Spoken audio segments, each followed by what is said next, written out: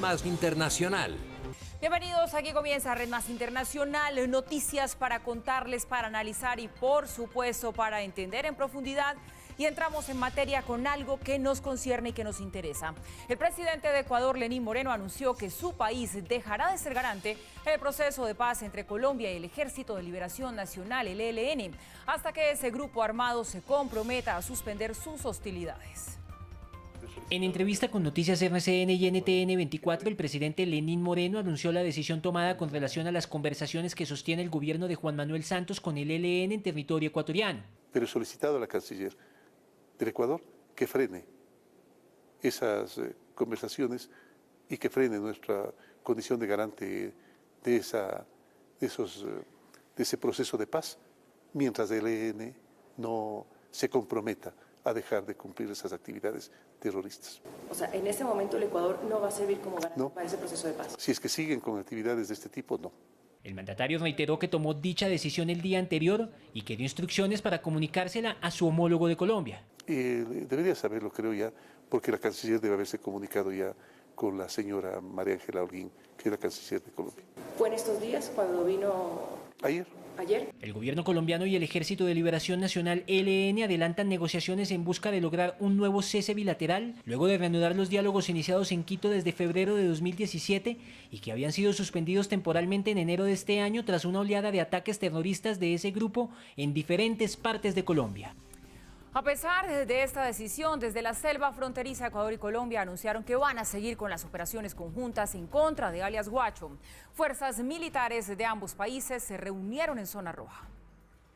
La selva de Tumaco fue el punto de encuentro entre la fuerza pública de ambos países para coordinar acciones conjuntas contra las disidencias de las FARC. Siempre estaremos pendientes de trabajar coordinadamente, así que yo pienso que hay mejores días para la frontera. Estuvimos con los comandantes de ambos países en esta zona roja de la frontera. Montañitas, este punto es el que colinda específicamente con el PAN Ecuador. Aquí, en este límite fronterizo, es donde están trabajando las fuerzas ecuatorianas y también los militares colombianos para dar con Guacho. En coordinación siempre con Policía Nacional de Colombia, ha sido importantísimo todas estas capturas y la desarticulación de esta organización, que cada vez más nos acercamos a nuestro objetivo principal, que es la captura de Guacho. En cada sitio donde hay una información, en donde hay una inteligencia, en menos de una hora estamos cayendo en ese sitio. El objetivo es cercar a alias Guacho con la aplicación de inteligencia y fuerza en 120 kilómetros de frontera. Nosotros estaremos y continuaremos en nuestra frontera. Esa es nuestra misión. Vamos a hacer una tenaza completa desde el Meta, Caquetá, Putumayo y todo lo que es Nariño. Pero tenemos que doblegar a esta estructura narcotraficante. En especial cuando se ha logrado contrarrestar algunas de sus acciones. Empezamos con las detenciones del año anterior 14 y hoy ya sumamos 42 detenidos que son parte importante de esta organización. Hemos podido neutralizar en todo el teatro de operaciones del esfuerzo principal aproximadamente 250 artefactos explosivos. ¿Pero serán disminuidas las operaciones por el secuestro de otras 2 personas ecuatorianas por parte de Guacho? En el momento que se llegue a ordenar, por cualquier razón de carácter humanitario, la suspensión de operaciones en un cuadrante, pues procederemos a cumplir las órdenes inmediatamente. Por ahora, lo que tenemos que hacer es ejercer presión. 26 uniformados están realizando un plan de acción detallado de jurisdicción binacional para atacar objetivos en uno u otro lado de la frontera. Lenín Moreno también pidió ayuda internacional para combatir a los disidentes de las FARC al mando de alias Guacho. La policía ecuatoriana informó que la pareja secuestrada recientemente estaría en Colombia. Lenín Moreno pidió la colaboración de 5 países, entre ellos España, para afrontar el severo deterioro de la seguridad en la frontera con Colombia. Van a gestionar toda la cooperación. Alguna ya la están canalizando y muchísimas gracias por ello. Van a canalizar toda la cooperación de esa experticia, de esa tecnología, de esa experiencia que ellos, países poderosos, la tienen, con el fin de nosotros poder aprovecharla. Francia, China, Estados Unidos, Reino Unido y España serán los países que cooperarán con Ecuador para combatir a los grupos al margen de la ley que operan en la zona limítrofe. Los embajadores de esas naciones tuvieron un encuentro con el jefe de Estado en el Palacio de Carondelet. La muerte de 3 hermanos periodistas, la muerte de 4 hermanos militares ha sido para nosotros terrible, claro, porque somos un país que no hemos estado acostumbrados a eso, somos un país de paz. Por su parte, el comandante de la Policía de Ecuador, Ramiro Mantilla, ofreció detalles del secuestro de los ciudadanos Vanessa Velasco Pinargote y Óscar Efrén Villasís Gómez en la zona fronteriza. Ellos, el día que llegaron, trataron de ir a Puerto Rico, que es una población colombiana que queda frente al Cantón San Lorenzo. Y al siguiente día, cuando salieron, ellos, indicaron que iban a esa población. Así que suponemos que ellos fueron secuestrados en esta población. Mantilla dijo que las autoridades encontraron la motocicleta en la que se movilizaba la pareja, cuyo secuestro fue informado este 17 de abril, 4 días después de confirmarse el asesinato del equipo periodístico del diario El Comercio, secuestrado en el municipio ecuatoriano de Mataje, fronterizo con Colombia. La emergencia de un avión de Southwest Airlines por la falla de un motor en la que una pasajera murió se terminó convirtiendo en una historia de heroísmo. Y todo gracias a las maniobras de la piloto de esta aeronave, que hoy es calificada como una heroína que salvó más de 140 vidas. El vuelo 1380 de Southwest Airlines partió de Nueva York con rumbo a Dallas con 149 pasajeros a bordo. Sin embargo, tras cerca de 30 minutos en el aire, cuando la aeronave volaba sobre Filadelfia, los pasajeros escucharon un estruendo.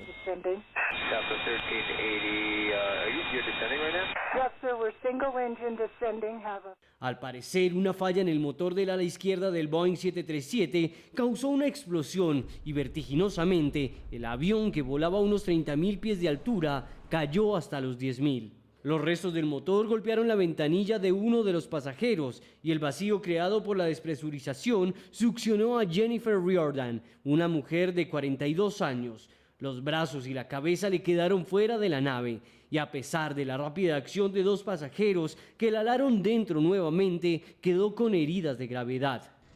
Algunos testigos dicen que un hombre de sombrero texano puso su espalda contra la ventana rota para evitar que alguien más saliera y aguantó allí por cerca de 20 minutos.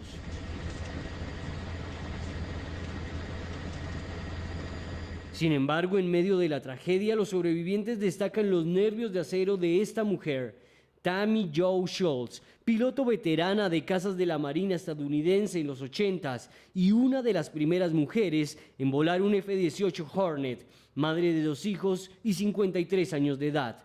En este audio de la comunicación con la torre de control, es evidente que, a pesar de la situación, la oficial a bordo nunca perdió la calma.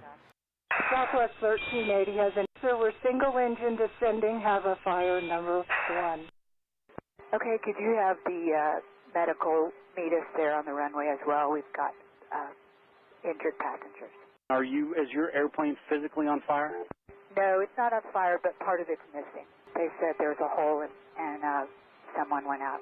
Algunos pasajeros dijeron a medios locales que, a pesar de la difícil situación, la piloto solo levantó la voz para decirle a los pasajeros que se prepararan para aterrizar. Cuando el avión finalmente estuvo en tierra tras un accidentado aterrizaje, salió de la cabina, abrazó a su tripulación y los felicitó por su trabajo. Posteriormente recorrió los pasillos para verificar el estado de sus pasajeros. En total, fueron 7 los pasajeros que resultaron heridos, además de Jennifer Riordan, quien murió en el hospital de Filadelfia debido a las graves heridas tras ser succionada fuera de la aeronave. Bueno, nada que hacer, toda una heroína después de conocer esta historia, definitivamente, esta mujer. Y a pesar de los escándalos y las constantes acusaciones en contra de Donald Trump, la popularidad del mandatario de los Estados Unidos parece estar bastante bien. Así lo reveló la más reciente encuesta realizada en ese país. Investigaciones del FBI, escándalos sexuales, críticas por sus relaciones internacionales. Aún así, la popularidad del primer mandatario de Estados Unidos parece estar intacta. O por lo menos así lo indica la última encuesta de la firma Rasmussen realizada para el Washington Post y ABC News. En este estudio, el magnate repunta frente a la anterior medición, en donde la aceptación de su gestión era de 36% en enero de este año. Esta vez, el mandatario aparece con un 51% de aprobación, que además es comparado con el mismo periodo de mandato de Barack Obama, quien en ese entonces tenía un 47%. A través de su cuenta en Twitter, Trump celebró estos resultados. Acabo de alcanzar 50% en la encuesta de Rasmussen, mucho más alto que el presidente Obama en el mismo punto. Con todas las historias falsas y falsas noticias, es difícil de creer. Gracias, América. Estamos haciendo grandes cosas. A pesar del resultado, el Post destaca que aún hay un alto porcentaje de estadounidenses que desaprueban la gestión del presidente, en total un 56%. El gran apoyo a Trump ha ganado terreno sobre todo en las áreas rurales, en donde un 59% aprueba su gestión. Reuniones del más alto nivel, así las calificó el presidente de Estados Unidos, Donald Trump, haciendo referencia a la visita que miembros de su gabinete realizaron en días pasados a Corea del Norte para preparar todos los detalles de ese encuentro que los mandatarios de ambas naciones adelantarán en próximas semanas. La última reunión de tan alto nivel celebrada por Estados Unidos y Corea del Norte fue en el año 2000, cuando la primera mujer en ser secretaria de Estado del país norteamericano, Madeleine Albright, fue recibida en Pyongyang por el líder del país asiático Kim Jong-il. Hoy, y 18 años más tarde, una delegación de Estados Unidos visitó el territorio norcoreano para sentar las bases y los detalles de los diálogos entre Donald Trump y Kim Jong-un. La confirmación de la visita secreta, que se adelantó con suprema discreción, la realizó el presidente estadounidense en su cuenta oficial de Twitter. Mike Pompeo se reunió con Kim Jong-un en Corea del Norte la semana pasada. La reunión transcurrió sin problemas y se generó un buen relacionamiento. Los detalles de la cumbre se están elaborando ahora. La desnuclearización será algo muy importante para el mundo, pero también para Corea del Norte. A su vez, el presidente de Estados Unidos celebró la próxima reunión que tendrán las Coreas y afirmó que les da la bendición para que alcancen acuerdos de provecho, sobre todo para iniciar un ambiente de paz en la península. Si bien la voluntad estadounidense está puesta en el buen desarrollo del encuentro de Trump y el líder norcoreano, es el mismo mandatario estadounidense quien advierte que la reunión programada para junio o un poco antes también podría ser cancelada. La Asamblea cubana inició este miércoles el proceso para elegir al hombre que reemplazará a Raúl Castro en la presidencia. Miguel Díaz-Canel fue escogido como candidato único. Muy temprano comenzó la histórica sesión en la sede de la Asamblea de Cuba para elegir al nuevo mandamás de la isla. Ariel Díaz Núñez. Los 605 miembros de esa corporación se juramentaron y luego iniciaron la votación para elegir al presidente y el vicepresidente del cuerpo legislativo. En ese momento apareció Raúl Castro, vestido de negro y depositando su sufragio en el que podría ser su último acto como mandatario de Cuba tras haber reemplazado a su hermano Fidel durante los últimos 12 años. Luego de la votación, y pese a que había más candidatos, el elegido como aspirante único fue Miguel Díaz-Canel, considerado por la prensa internacional como el delfín de la Revolución cubana. En nombre de la Comisión de Candidaturas Nacional, de proponerles para presidente de los consejos de Estado y de Ministros de la República de Cuba al compañero Miguel Mario Díaz-Canel Bermúdez. Díaz-Canel y Castro se abrazaron en medio de un sonoro aplauso de los parlamentarios. El nuevo mandatario será oficializado este 19 de abril cuando concluya la sesión. En las calles de La Habana, el nombramiento de Díaz-Canel generó esperanzas de cambio. Buenísima la propuesta. Vamos a ver, espero que la gente lo acepten. Sin embargo, expertos aseguran que lo ocurrido en la Asamblea cubana no es el fin del gobierno de los Castro, sino que solo se trata de un relevo simbólico, ya que Raúl seguirá gobernando a través de Díaz-Canel. En otras palabras, un cambio para seguir en las mismas. Con 57 años, Miguel Díaz-Canel será el hombre que gobernará a Cuba tras casi 6 décadas de la dinastía Castro en el poder. Miguel Mario Díaz-Canel Bermúdez nació en la provincia de Villa Clara el 20 de abril de 1960, época en la que Fidel y Raúl Castro ya habían derrocado a Fulgencio Batista. En el barrio en donde lo vieron crecer, sus antiguos vecinos lo describen así. Reúne todas las cualidades para representarnos a nosotros como presidente y nuestros intereses sociales y políticos. Estudió ingeniería electrónica. Fue un alumno brillante y después enseñó en la universidad antes de que despegara su carrera política. Fue muy visionario porque, bueno, apoyarme ahora es casi ya como una obligación, ¿no? Pero desde muy joven estuvo vinculado al Partido Comunista de Cuba, en donde participó en diferentes actividades de dirección y coordinación. Es reconocido por ser una persona cercana al pueblo, le gusta el rock y maneja un perfil bajo pero con capacidad de tomar decisiones trascendentales. Yo estoy seguro de que sus principios siempre han sido muy firmes, de que su amor porque Cuba levante y podamos salir porque hemos tenido y tenemos dificultades, eso lo sabemos, va a coger un periodo difícil también como presidente, lo sabemos. Fue el hombre de confianza de Raúl Castro quien lo nombró ministro de Educación Superior en 2009 y primer vicepresidente en 2013. Como número 2 del régimen, representó a Cuba en eventos internacionales y era el anfitrión de los líderes que llegan a La Habana. A partir del 19 de abril, asumirá el poder en un hecho histórico para un país que por primera vez en los últimos 59 años no estará gobernada por alguien de apellido Castro. Momento para hacer una pausa. Regresamos en minutos, ya lo saben, con más información del mundo. Sigan con nosotros.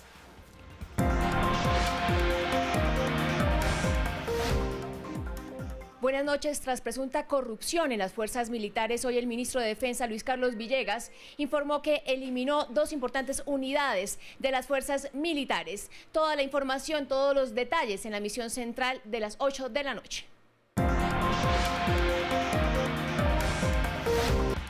De regreso con ustedes aquí en Red Más Internacional y en contados minutos dará inicio el acto de celebración en Colombia de los 70 años de la independencia de Israel.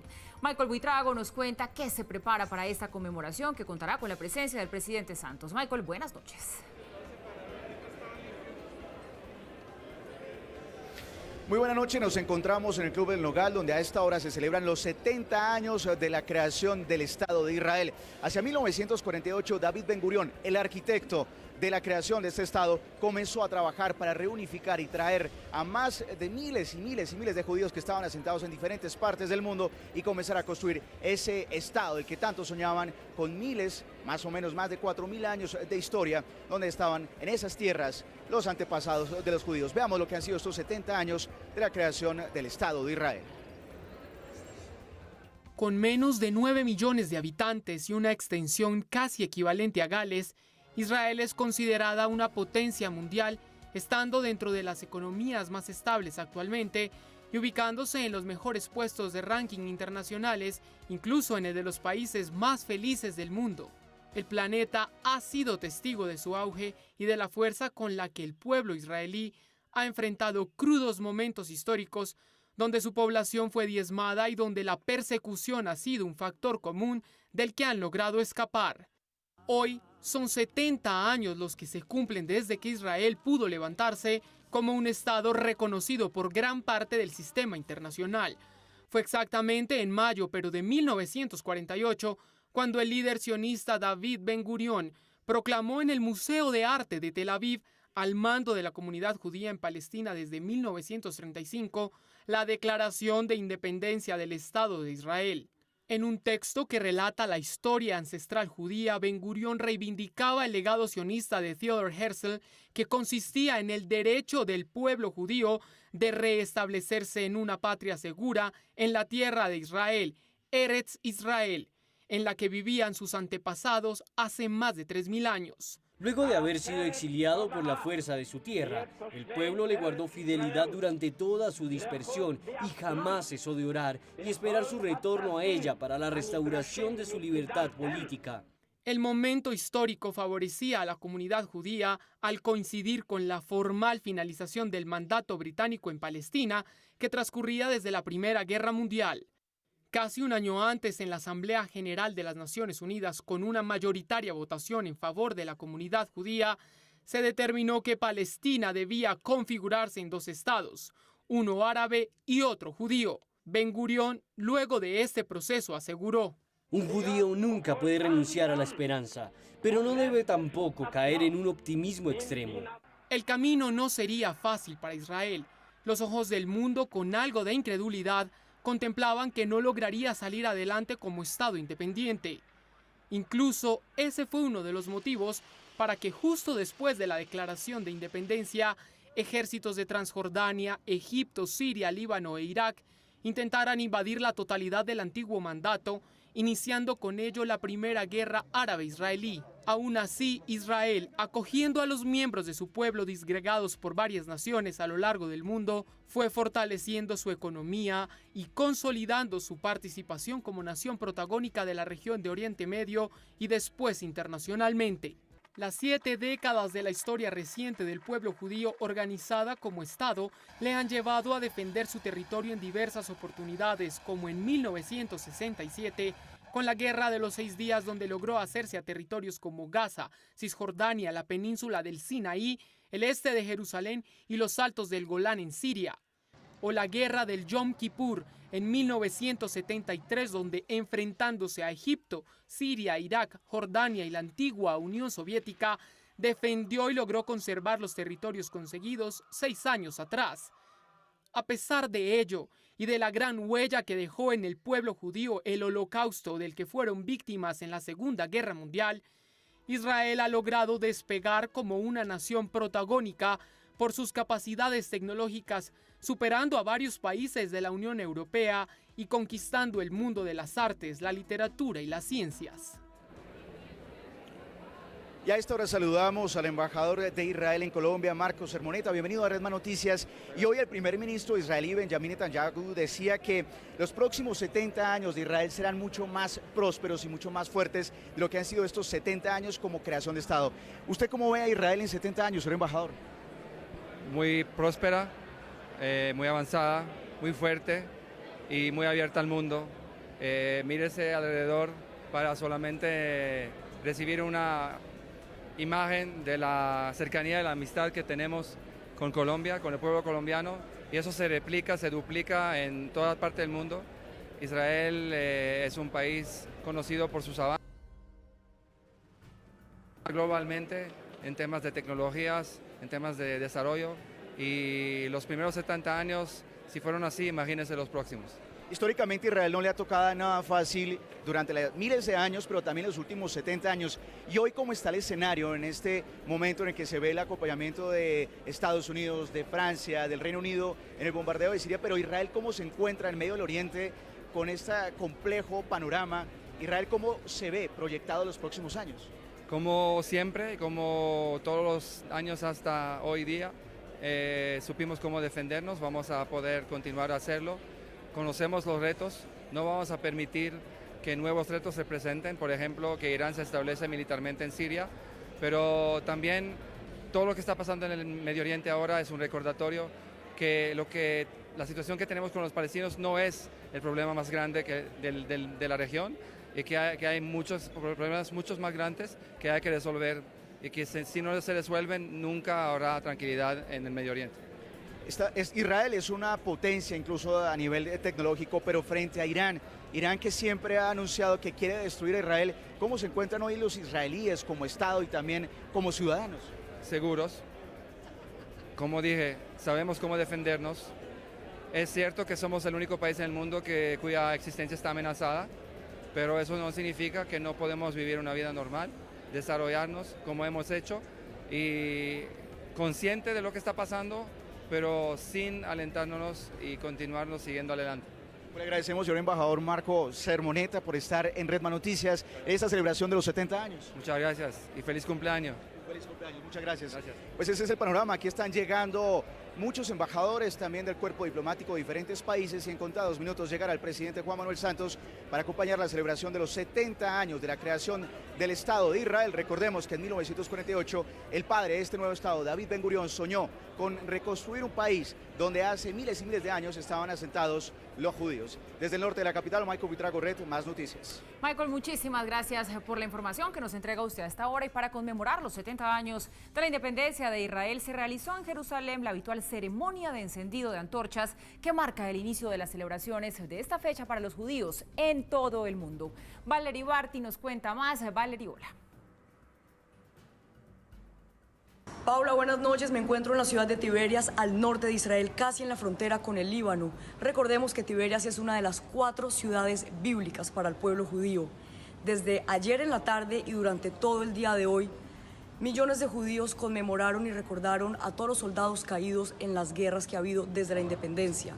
Pero hoy, al anochecer, estos mismos ciudadanos y también cientos de miles de turistas que llegaron a Israel salieron a las calles a celebrar el 70º aniversario de la independencia de Israel.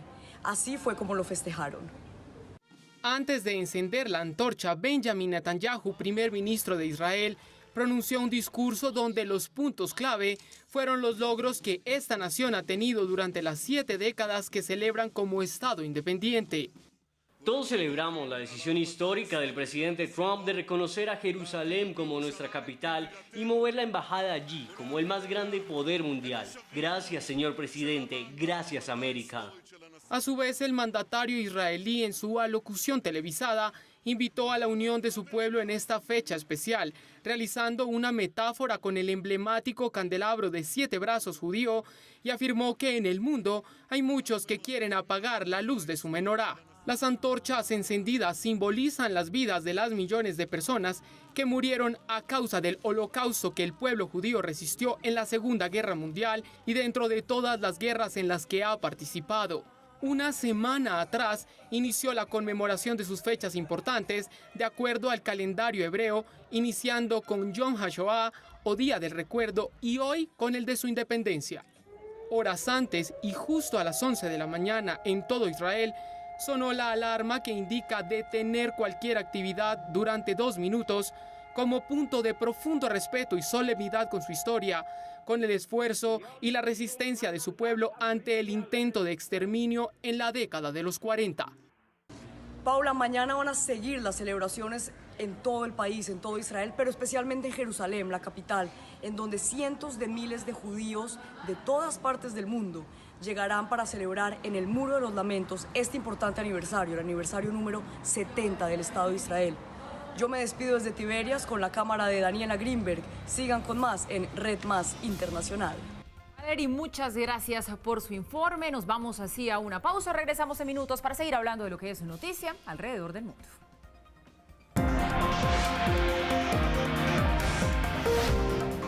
Buenas noches. El Libertador, así le dicen hoy a Miguel Ángel Russo, quien con su regreso a la dirección técnica de Millonarios le inyectó esa mística copera al equipo para encarrilar al cuadro embajador con una victoria 4-0 ante el Deportivo Lara y aspirar seriamente a una clasificación a la siguiente ronda. La información completa y los detalles en la emisión central de Red Más Noticias a las 8 de la noche.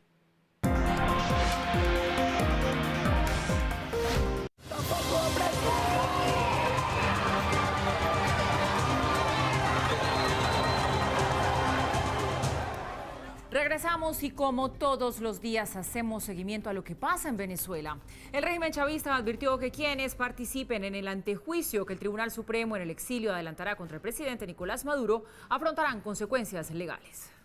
El diputado del Partido Socialista Unido de Venezuela, Juan Marín, irrumpió en plena sesión en la Asamblea Nacional en la que fue aprobada la petición hecha por los magistrados del Tribunal Supremo en el exilio de abrir un antejuicio de mérito contra Nicolás Maduro. El legislador chavista advirtió que dicha sesión era un intento para sabotear las elecciones del 20 de mayo y que quienes impulsen un juicio contra el mandatario incurren en acciones violatorias a la Constitución y las leyes. El régimen también le envió esta nota de protesta a Colombia por la sesión del pasado 3 de abril en Bogotá, en la que el tribunal en el exilio recibió evidencias que comprometen a Maduro con la constructora brasilera Odebrecht. Los togados investigan una denuncia presentada por Luis Ortega, según la cual Maduro habría recibido dineros de Odebrecht para financiar su campaña presidencial en 2013 y varias obras que quedaron inconclusas. La destituida fiscal envió un mensaje a las Fuerzas Armadas venezolanas. Es ahora responsabilidad de la Fuerza Armada Nacional acatar esta decisión y proceder a la captura del hasta hoy presidente constitucional de Venezuela. Y a la comunidad internacional. Nicolás Maduro ya no es presidente. Desde hoy está en Miraflores de manera ilegal y arbitraria. La comunidad internacional debe desconocer la autoridad de Maduro. Algunos expertos creen que la diligencia de este 17 de abril carece de legitimidad ya que la Asamblea está en desacato. Los magistrados en el exilio permanecen fuera de Venezuela amenazados por el propio Nicolás Maduro y Luis Ortega fue destituida de la Fiscalía por la Asamblea Nacional Constituyente. Después de una serie de hospitalizaciones, la ex primera dama Bárbara Bush decidió no continuar con el tratamiento médico para tratar una enfermedad pulmonar crónica y 3 días después falleció a sus 92 años. Esta es una semblanza de la ex primera dama de los Estados Unidos. Hoy el mundo despide a la abuela de los Estados Unidos. Bárbara Bush nació en Nueva York el 8 de junio de 1925, esposa de George Herbert Bush, expresidente de los Estados Unidos. La primera dama se casó en 1945, mientras su esposo estaba de permiso como oficial naval en la Segunda Guerra Mundial. Tuvieron 6 hijos, entre ellos George W. Bush, también expresidente de los Estados Unidos del 2001 al 2009. Bárbara, en su labor de primera dama, apoyó causas de alfabetización y creó Foundation for Family Literacy, dedicada a mejorar la alfabetización en los Estados Unidos a través de programas dirigidos a niños y padres, la cual continuó tras dejar la Casa Blanca. La ex primera dama fue conocida como símbolo de nobleza y elogiada por su dedicación al servicio público. Entre sus memorias se encontró lo feliz que fue en la Casa Blanca. Tuve el mejor trabajo de los Estados Unidos. Todos los días fueron interesantes, gratificantes y en ocasiones simplemente divertidos. Sin embargo, Bárbara Bush sufrió una gran tragedia. La marcó a sus 68 años tras enterarse de la enfermedad de su hija Pauline Robinson Bush, que con tan solo 3 años le diagnosticaron leucemia y era poco lo que se podía hacer. Aunque la familia más emblemática de los Estados Unidos luchó hasta el final, Bárbara estuvo allí hasta sus últimos minutos de vida. Con el dolor que les ocasionó este episodio, los Bush tuvieron 3 hijos más, entre estos otra niña, Dorothy. Bárbara fue una emblemática primera dama reconocida por sus ocurrencias y figurar en programas como Los Simpsons, donde en uno de sus capítulos, Marge escribió una carta dirigida al presidente de su país y a su madre para defender a su familia, porque al parecer a George y Bárbara Bush no les simpatizaba que la familia Simpson, cuando en la revista People en 1990 dijeron que era la serie más estúpida que habían visto.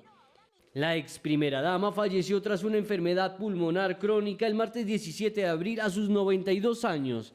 A través de sus redes sociales, el expresidente Clinton, Obama y el presidente Trump se refirieron a su fallecimiento. La roca de una familia dedicada al servicio público. Será ampliamente recordada por su fuerte devoción al país y a la familia, a los que sirvió de manera infalible. Una mujer de increíble determinación, ingenio y compasión, que encarnó los mejores valores de Estados Unidos. Bush se ganó una reputación por su firmeza, su humor irónico y su manera directa de hablar.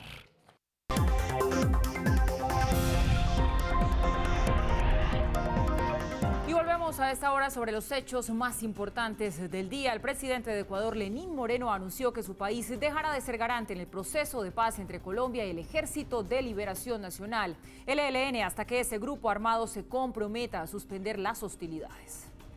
En entrevista con Noticias RCN y NTN 24, el presidente Lenín Moreno anunció la decisión tomada con relación a las conversaciones que sostiene el gobierno de Juan Manuel Santos con el ELN en territorio ecuatoriano. Pero he solicitado a la canciller del Ecuador que frene esas conversaciones y que frene nuestra condición de garante de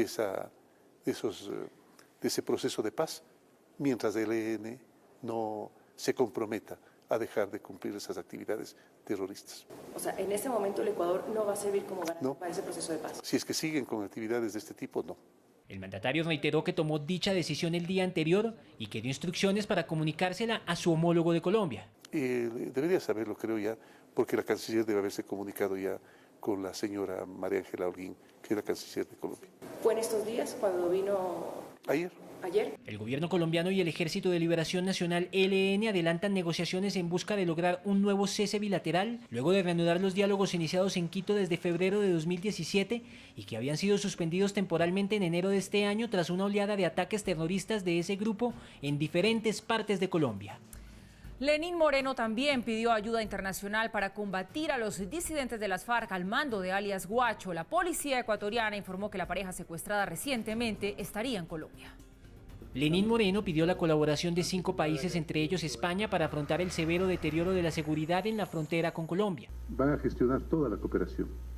Alguna ya la están canalizando y muchísimas gracias por ello. Van a canalizar toda la cooperación de esa experticia, de esa tecnología, de esa experiencia que ellos, países poderosos, la tienen, con el fin de nosotros poder aprovecharla.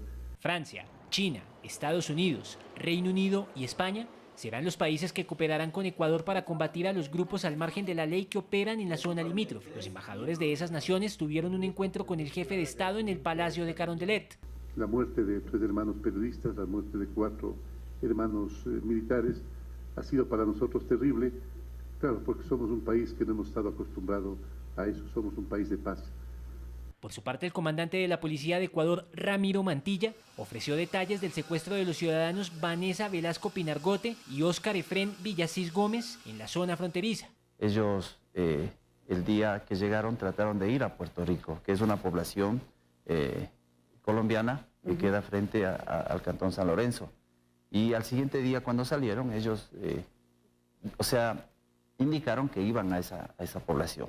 Así que suponemos que ellos fueron secuestrados en esta población. Mantilla dijo que las autoridades encontraron la motocicleta en la que se movilizaba la pareja, cuyo secuestro fue informado este 17 de abril, 4 días después de confirmarse el asesinato del equipo periodístico del diario El Comercio, secuestrado en el municipio ecuatoriano de Mataje, fronterizo con Colombia. La emergencia en un avión de Southwest Airlines por la falla de un motor en la que una pasajera murió se terminó convirtiendo en toda una historia de heroísmo gracias a las maniobras de la piloto de esta aeronave, que hoy es calificada como una heroína que salvó más de 140 vidas. El vuelo 1380 de Southwest Airlines partió de Nueva York con rumbo a Dallas con 149 pasajeros a bordo. Sin embargo, tras cerca de 30 minutos en el aire, cuando la aeronave volaba sobre Filadelfia, los pasajeros escucharon un estruendo.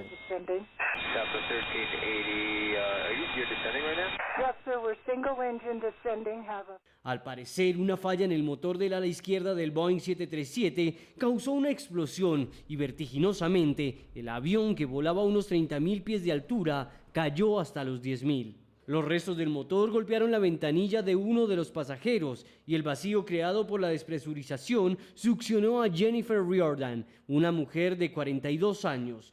Los brazos y la cabeza le quedaron fuera de la nave y, a pesar de la rápida acción de 2 pasajeros que la alaron dentro nuevamente, quedó con heridas de gravedad.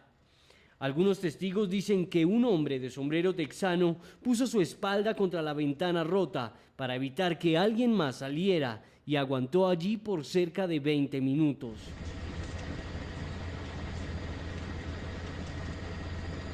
Sin embargo, en medio de la tragedia, los sobrevivientes destacan los nervios de acero de esta mujer, Tammy Jo Schultz, piloto veterana de cazas de la Marina estadounidense en los 80s y una de las primeras mujeres en volar un F-18 Hornet, madre de 2 hijos y 53 años de edad. En este audio de la comunicación con la torre de control es evidente que, a pesar de la situación, la oficial a bordo nunca perdió la calma. Southwest 1380 has an we're single engine descending, have a fire number 1. Okay, could you have the medical meet us there on the runway as well? We've got injured passengers. Is your airplane physically on fire? No, it's not on fire, but part of it's missing. They said there was a hole and someone went out. Algunos pasajeros dijeron a medios locales que, a pesar de la difícil situación, la piloto solo levantó la voz para decirle a los pasajeros que se prepararan para aterrizar. Cuando el avión finalmente estuvo en tierra tras un accidentado aterrizaje, salió de la cabina, abrazó a su tripulación y los felicitó por su trabajo. Posteriormente recorrió los pasillos para verificar el estado de sus pasajeros. En total, fueron 7 los pasajeros que resultaron heridos, además de Jennifer Riordan, quien murió en el hospital de Filadelfia debido a las graves heridas tras ser succionada fuera de la aeronave. Y llegamos así al final de esta misión de Red Más Internacional. A ustedes gracias, como siempre, por su compañía. Sigan con nosotros, que ya viene Camila Sin Filtro. Buenas noches.